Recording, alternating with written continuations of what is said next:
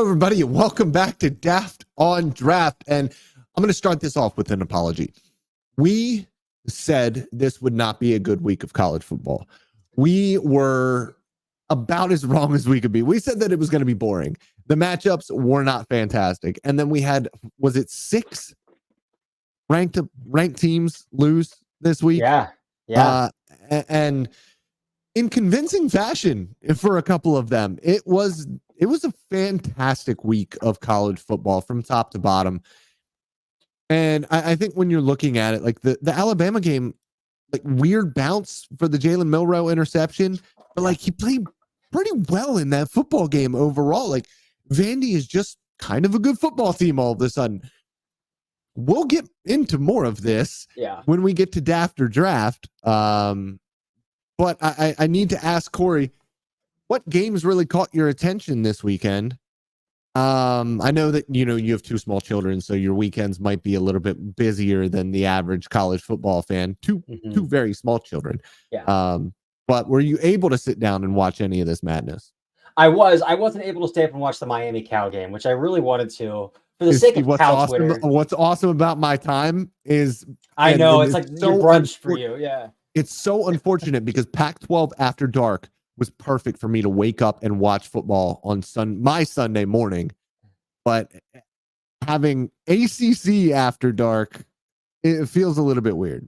It does. That reminds me of my time in Seattle. I lived in Seattle for a year after I graduated from college and did a gap year in Seattle. Started grad school out there before I transferred back home. But that reminds me of like I would go to Browns backers bars and watch the games at 10 a.m. because it was like 3 hours ahead of time. So I'd be eating French toast and drinking coffee watching Browns games. It was some of the best experiences in my life. But really, the games I caught, again, we've been calling this Missouri thing for a while. That Missouri's been getting the benefit of the doubt ranking wise because they have experience all over the field. And I think they finally got outclassed talent wise against Texas A&M.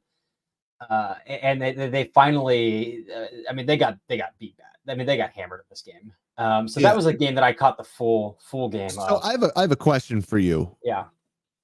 If they don't pick up that flag on the first drive, do you think that this game flow looks entirely different? Maybe, but like 31 points isn't just like a momentum. You know what I'm saying? Like 31 points. I just think one flag isn't. I agree, but that entire team after that moment looked defeated. Like Luther Burden came off the field and was not happy. Yeah.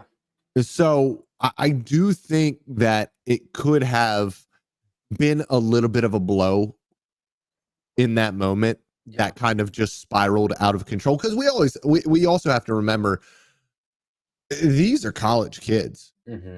And college kids are still, some of them, teenagers. So you need to sit back and think about where you were when you were 18, 19, 20 years old and how you reacted to adversity. They're not going to react perfectly every single time to adversity. So I do think that there is a little bit of that in college football, just in general. And even at the NFL level, we see teams that are outclassed beat other teams even for weeks and weeks and weeks at times. The Arizona Cardinals a couple of years ago, they had a top 6 defense in the NFL in terms of EPA. And you looked at their roster and it was literally just Budda Baker. Nobody else was good on that defense.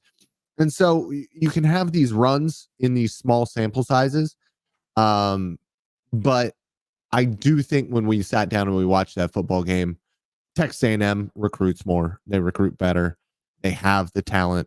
And they had that oil money on that day, the much better quarterback play because Brady is cooked. Somebody tweeted that out. I think it was Matt Lane, who covers the Kansas City Chiefs a little bit and is a local to that area. He said Brady cooked, and yes, Brady is cooked, unfortunately, for that Missouri team. His pocket presence is unbelievably poor for a 4-man rush to 11 for 35 in that game. It was ugly. He's jittery against 4-man fronts, and against Texas A&M's 4-man fronts, Shamar Turner, Nick Scorton. Nick Scorton had a welcome back game in this one as well. So that's good for him. But yeah, Brady Cook's pocket awareness was not great in this one. And, I'm going to hold out talking about a little bit of that game till we get to a little bit of helmet stickers as well. But my flag is back up for a certain player as well. It's back up a little bit. Of course. A little bit. It has to be.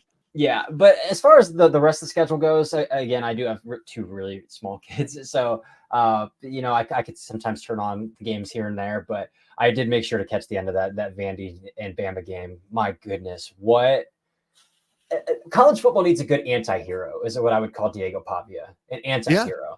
Like, he's not a good guy, he's not a bad guy, but he has the same intentions of the good guys, even if his means of getting there are a little rough around the edges, I guess you could say, whether that's urinating on your rival's logo, or in the Auburn game where they upset Auburn last year at New Mexico State, body slamming a DB after throwing a pick, or dropping F-bombs in post-game interviews. I think college football needs a good anti-hero, and I think Diego Pavia could go down as one of the more fun college quarterbacks to ever play college football this season. Like, you just have those guys that this guy's probably doesn't have an NFL future, but like, college gamers are so fun. Like Todd Reesing at Kansas back in the day. Like, give me a college gamer, and Diego Pavia is like the penultimate anti-hero of college football right now, and I love it.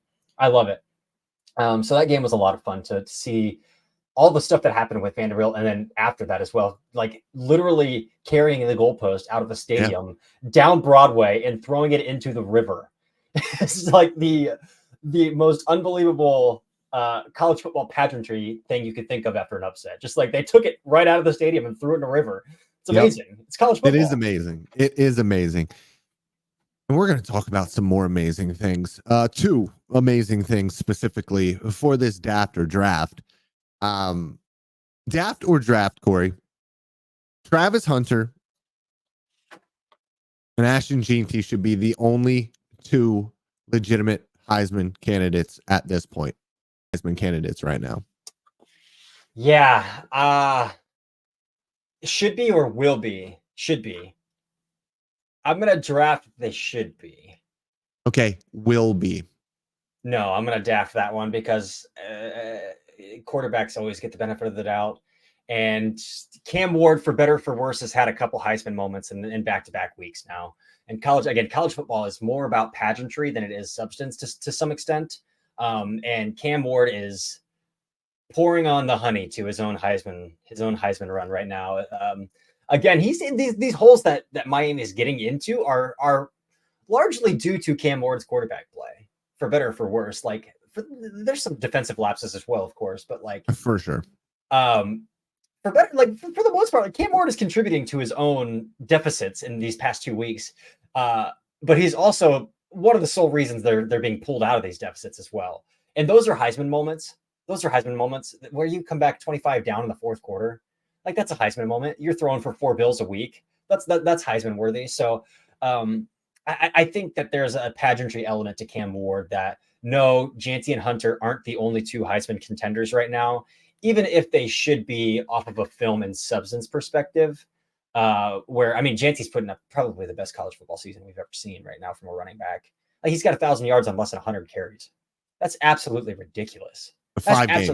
In 5 games on 90 carries, he had 1,000 yards. That's over 10 yards per carry for those who find you can't do that on NCAA. Yeah. No, you can't do that on a video game unless you're playing on freshman. Like, can't do that. And I don't even know if you could get 10 plus yards of carry playing on freshmen. That's fair. And then Hunter's just the best player in college football. Like that. Well, not just, and I need to be crystal clear about this as well. He is playing over 100 snaps a game on average. Travis Hunter is doing something that we've never seen before. Yes. Jeanty is too. And that's what we really need to sit down and discuss here. We are seeing two guys do something that we have never, ever seen done before. Yeah. Yes, Cam Ward is playing on a top 5 team in the nation, and he is the sole reason why they were able to come back and win the past 2 games. Yes, he also helped contribute to those deficits in the first half of those games, or in the second half of this game as well.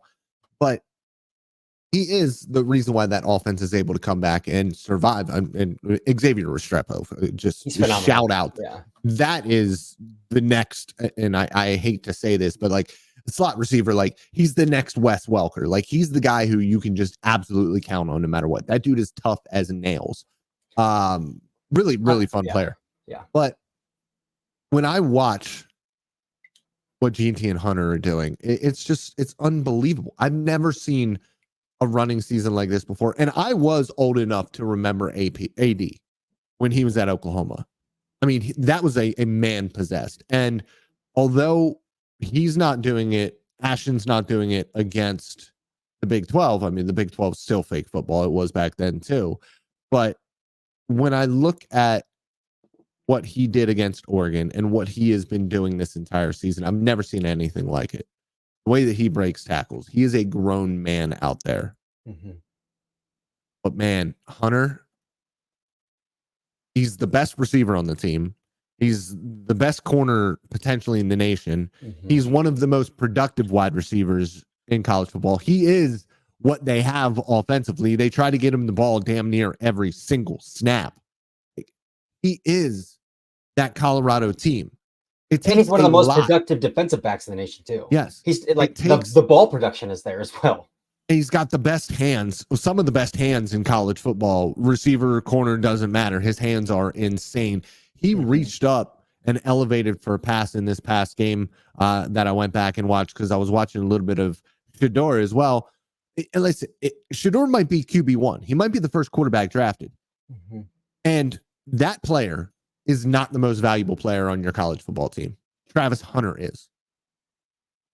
That is how special of a player we are talking about right now. So I think those two should be the only two. And I think by the end of the year, if they even keep up half of this pace, and I do question it because I question whether or not Hunter will be able to remain healthy playing 100+ snaps a game. That is a lot a big, heavy toll to put on your body, even at the college level. If GT ends up with 2,000+, it's got to be which seems like it's going to happen at this point. If he goes for 200+ bills a game,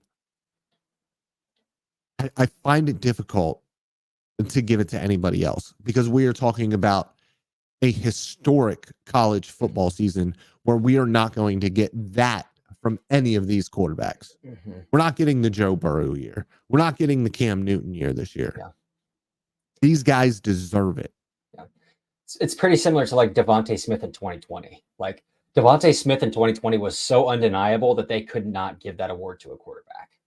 They could not, like, so undeniable and so productive, like week in, week out at Bama in the SEC that like they couldn't justify giving the Heisman to anybody other than a wide receiver and other than Devontae Smith. And again, the Jeanty level of competition thing is it can be a talking point if we want to make it a talking point, but like just very easily point to the Oregon game, and Oregon's defensive front is probably the best unit on that football team. Like Jordan Burch is a really good player. Harmon, their defensive tackle, is getting a lot for a first round buzz right now because he's had a really good start to the season. Like that Oregon front is not a bad, like it's one of the better fronts in the nation too. So like, he did that. He dropped 2 bills on Oregon, man. Like, so I think what Jeanty's doing is similar to what Devontae Smith did in 2020, where it's like, this is undeniable that we can't give this award to anybody other than this player. Just, yeah, it's unbelievable. I think that's how it'll be too. I think that's how it should be. Mm-hmm. Speaking of how it should be, our next Daft or Draft, week 6 of the college football season, all of the upsets, all of the insanity is the new norm for college football. Daft or draft. I'm drafting this so hard. Like I am so excited about this too. Like we can talk about NIL and the transfer portal killing college football, but I think it's making it so fun. Like it's making it so unpredictable. It's making it so fun because like I think Indiana is the perfect example of this. I think Florida State was a pretty decent example last year. Maybe Michigan State with Kenneth Walker a couple of years ago. And Florida State might be a good example on the opposite end of it this year. That's exactly what I'm saying. Is like there's going to be different teams every year that make some run because look at Indiana's roster. They transferred in a 6th-year quarterback. They transferred in a bunch of James Madison 5th-year seniors who are like graduate transfers, who came with Kurt Signetti from James Madison to IU. Mm-hmm. Like all of the guys that they brought in from the transfer portal are all just going to be 1-year wonders at the Big Ten level. And then IU, who knows what they're going to be next year, but they're really fun this year because they transferred in all of these seniors and all these guys who experienced with their new head coach, who have played with that head coach. And like IU has a gauntlet ahead, but if you tell me IU goes 4-1 and only lose to Ohio State in their next 5 games, that's a playoff team in my mind. Like they legitimately have a shot to be a top 12 team in the nation by the end of the season because of this. And kind of the same thing with Florida State. Like it's no secret that Florida State recruits the portal like crazy, but that can be a give and take though, because like you have to have a head coach that can build chemistry and continuity in a heartbeat. If you are pulling 70% of your starters out of the portal every year, you have to have a coach that can build that into a team in a very short span. When you have that much just turnover year after year after year. And with Florida State, Mike Norvell, maybe this is a fluke year. Maybe it's not. Maybe they just got the wrong quarterback, and that's kind of spiraled the whole team. But on paper, they were talked about as the best defensive line in the nation. And that defensive line stinks. So, like, that's going to make it so unpredictable because on paper, you can say this team looks really good, and then they don't mesh on the field because they've never played together. Or you can say all of these guys played together here, and they're playing together here. In IU's case, from James Madison to Indiana, they all came with them. And they're playing really good football in the Big Ten, which in my mind is not playing great football. Like if you told me IU is going to beat Washington and Michigan over the next 2 weeks, I could say, yeah, I could see those two teams couldn't outscore IU. I could see where those two teams can't outscore IU. And so that makes it so much fun. And that's what's going to make it unpredictable. Again, next year, IU, they might go back to winning 4 games after all these dudes graduate that they brought in for 1 year. But for this year, it's fun and it's unpredictable and it gives college football parity. Who's going to be that team next year? And I think how can this one season help kickstart the actual high school recruiting process as well? Yeah, if coach quarterbacks are seeing Cignetti's putting up 40 points a game in the Big Ten with a 6th-year senior from the MAC, like who's from like a Canadian quarterback from the MAC, like yeah, like that's a lot of fun, man. So I love the amount of parity. Like Vanderbilt brought in an absolute gamer. We've already talked a little bit about Diego Pavia, but an absolute gamer from New Mexico State, and he leads an upset over #1 Alabama. Like Vanderbilt is the punching bag of the SEC. Like that's just always they should be playing in the SEC, except in basketball and baseball. So I guess that's kind of why football gets kind of tossed to the wayside there because they just get bullied in football. But it's just so fun. It's so unpredictable. You never know. So yeah, I love it. I'm drafting that so hard. I would love to draft it. I hope that it is the new reality. And with all of the, I mean, and we've talked about it with the Big 12 and Kansas State and Arizona and all those teams just cannibalizing each other. And I honestly think like we're going to start seeing 3 lost teams get into the playoffs eventually. And that's, you know, the problem with the 12 team playoff in general is there's just not that many good teams in college football, and it will be interesting to see how it all kind of shakes out over time. But I love that we can go into a week like that and say, yeah, these matchups kind of stink, and it goes absolutely insane on us. So a lot of fun. I mean, Cal almost beat Miami, probably should have beat Miami. I mean, it's all so much fun. And the other thing that we have to talk about, and that I don't think is talked about enough, is Miami having to go to Cal in the first place because conferences have always been so regional. These college kids, some of these college kids that went to Miami are from Florida or from Alabama or from Georgia, have probably never been to the West Coast. So the 5.5-hour flight and 3-hour time difference is a huge hit to them. Makes things really difficult. Jet lag is a real thing. Playing that late at night when you're not used to it is different.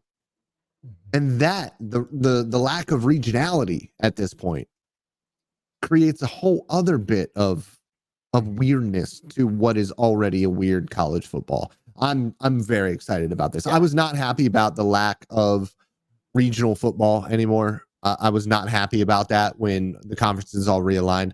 But the more I think about it, the more I see it, the happier I am about it. Because then you do have kids from Arizona trying to go and play in K-State and getting mollywopped.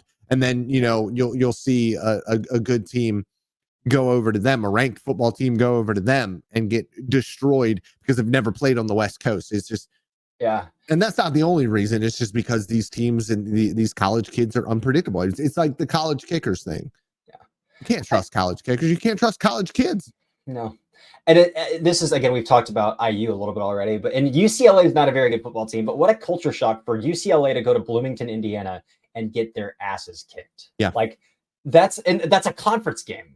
Like they had to go from LA to Bloomington, Indiana to the cornfields, and they just got their asses handed to them. Like it's kind of beautiful. How can you not be romantic about it? Dalton, we didn't talk about this off the air, but I just thought of another Daft draft that I'm going to spring on you right here. So I'm looking at both these teams' schedules, and they each only have one ranked opponent left, and it's the same opponent, which they'll both probably lose that game. They're both undefeated. You're a serviceman yourself. After draft, the Army-Navy game will be to determine an at-large bid for the college football playoff. Oh, I kind of would love it because I kind of love Navy this year, and I hate to say, as an Army man myself, I didn't go to West Point, ladies and gentlemen. I was an enlisted in the Army, but no, that Navy team is a lot of fun. I would love that for that to be the reality, especially because they're not just a triple option football team anymore. They can throw it. And so it would be fun. I do think that they would get absolutely mollywopped in the playoffs because at the end of the day, they have fitness regulations that they have to abide by. They don't have 330-pound dudes on that football team. Right. So it would be interesting to see. I think it's just more of a fun regular season story. Yeah, I do too. They both play Notre Dame though, so at different points down the backstretch here. So that'll be fun to see how they handle Notre Dame in those games. But all right, should we dive into some helmet stickers? Let's do it. We've already been on here for 22 minutes, so we got to be kind of quick. All right, so helmet stickers again. 3 players from each of us talking about standouts from week 6 now. Dalton, I'll let you go first. Who is your first helmet sticker? And again, 2025 draft eligible players as well. We need to point out no Ashton Jeanty, no Harold Fannin Jr., no Travis Hunter. We could give Harold Fannin Jr. dropped a $130 again. Ashton Jeanty dropped $2 again. Travis Hunter didn't play this week. Didn't play, but they would probably be still on it win one, every single week. Yes. My first is Arkansas defensive end, outside linebacker, whatever you want to call him. He's 280 pounds, so I imagine he'll be a defensive end at the NFL level. Landon Jackson, who has an NIL deal with the WWE, by the way. He is part of their junior division. I think that he is a big wrestling fan.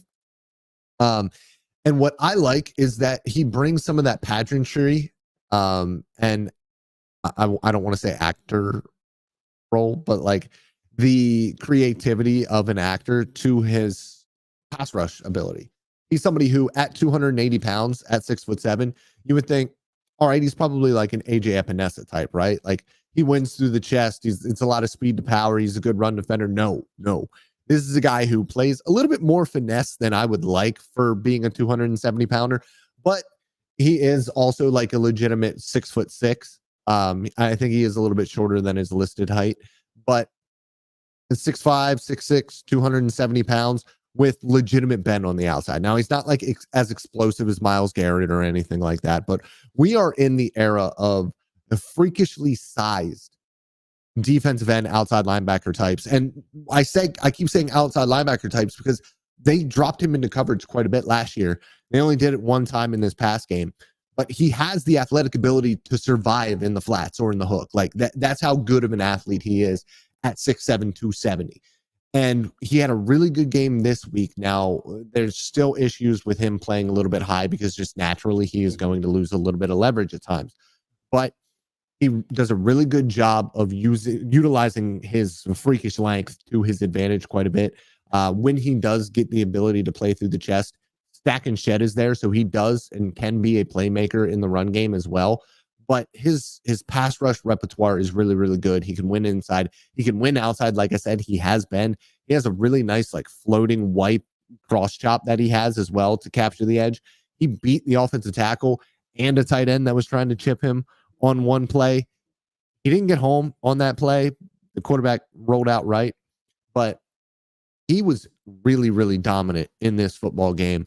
He ended up having 7 total pressures. He had the 1 sack and he had the 3 defensive stops.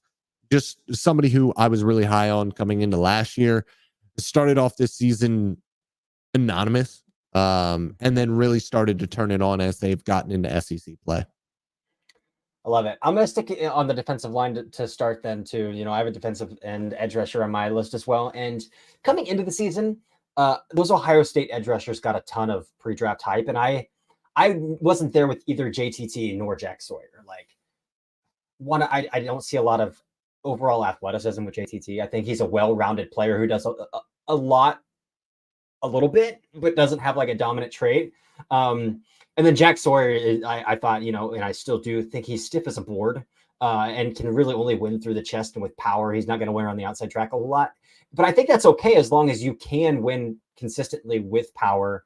And he did in the Iowa game, man. Like, he worked through the chest of the Iowa offensive line that has been able to move the football on everybody they've played this year so far, especially on the ground. Caleb Johnson has been phenomenal for them. And up until he broke a long run in the fourth quarter, he was averaging below 4 yards a carry in that game. So, but in the game, the 35-7 win against Iowa, Jack Sawyer finished with 5 pressures, 2 sacks, 2 quarterback hits, 1 quarterback hurry, and 2 stop tackles as well. So, and he forced a fumble.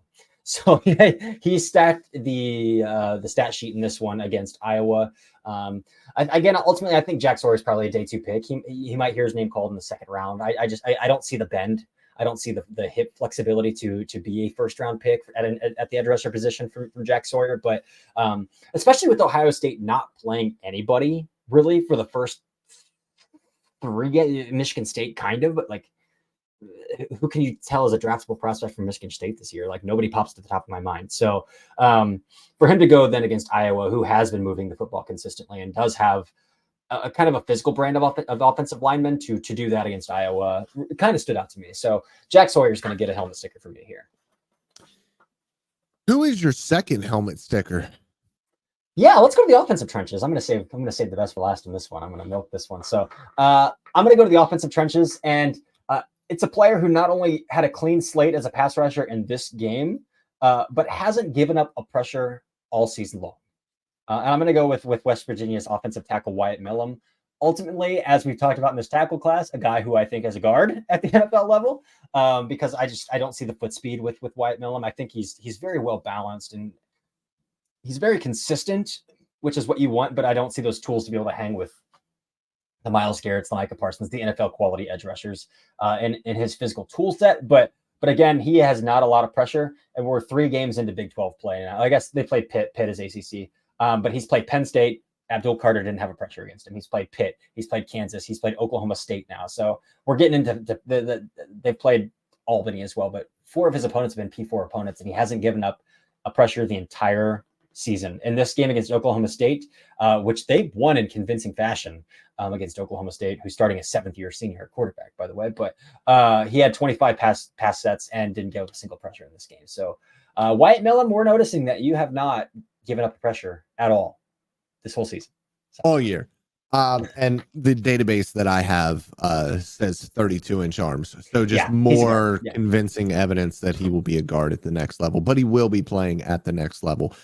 My second is somebody who I was not as high on coming into the season as an overall, like, overarching offensive weapon, wide receiver, tight end type.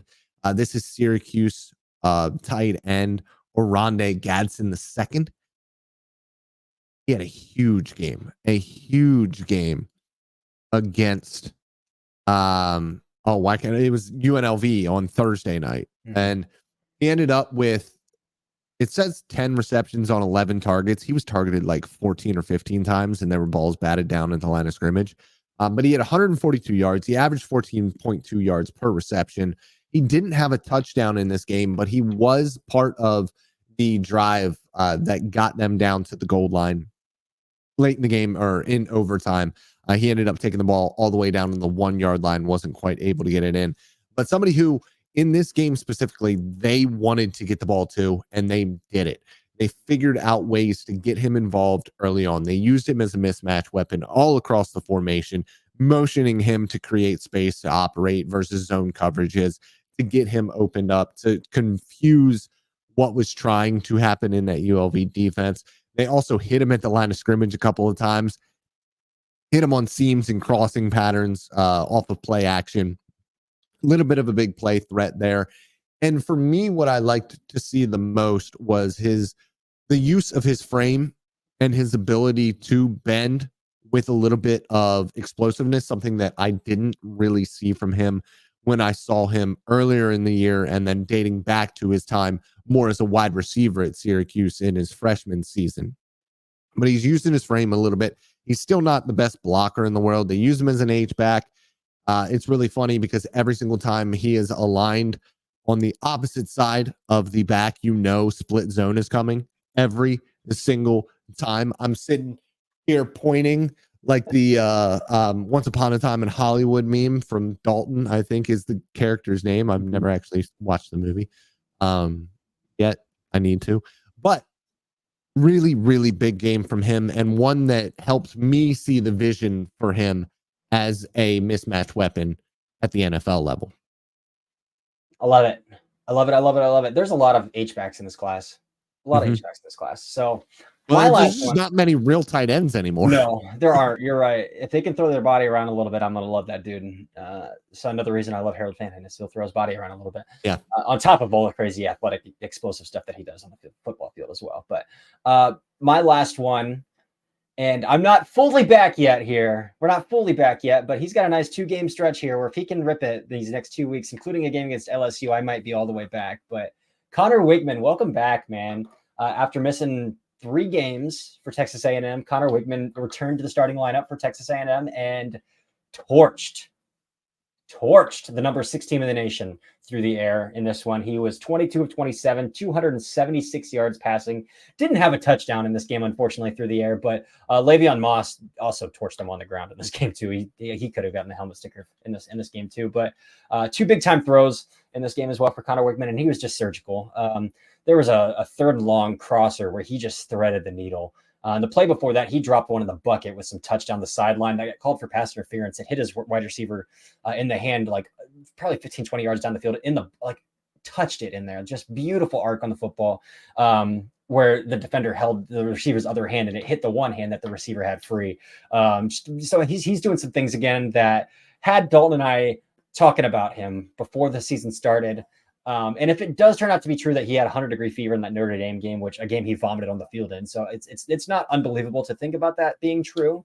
But if he can come out again, they've got LSU in 2 weeks. If he can come out these next 2 weeks and continue to shred it a little bit here, again, my flag is raised. But again, ultimately, I think Wigman's probably going to be a return to school candidate just because an NFL team needs to see a full year of tape on his film or on his resume.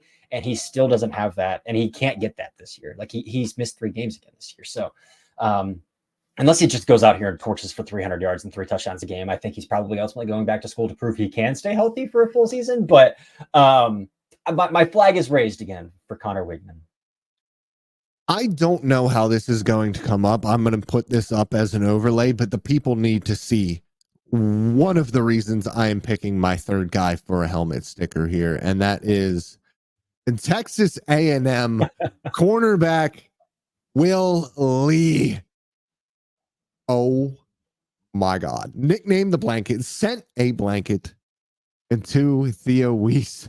And if you take PFF's stuff at face value, targeted 5 times in this game, 0 catches.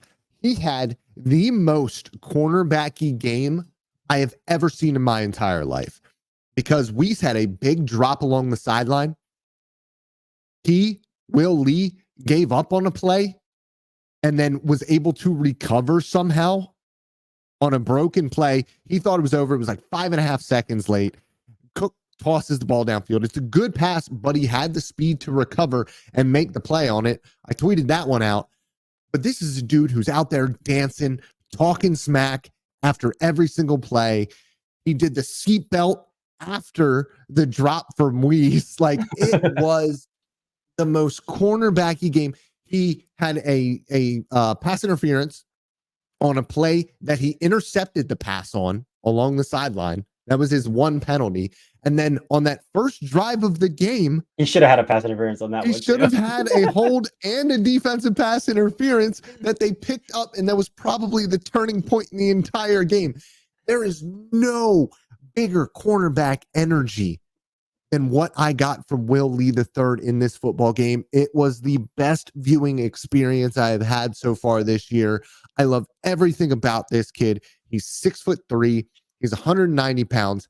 He went from high school where he was a first team honors in Missouri, but prior to Texas A&M, he was at one season at Iowa Western Community College.